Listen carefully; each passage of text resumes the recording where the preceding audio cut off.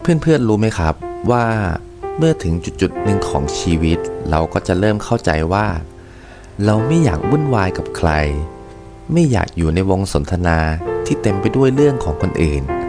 คือถ้าพูดง่ายๆก็คือว่าเสือกเรื่องชาวบ้านนะครับไม่รู้สึกว่าอยากแข่งขันกับใครแล้วก็ยิ่งไม่รู้สึกต้องอิจฉาใครด้วยเริ่มรักความเรียบง่ายเริ่มอยู่เป็นเพื่อนกับความเงียบได้มากขึ้นไม่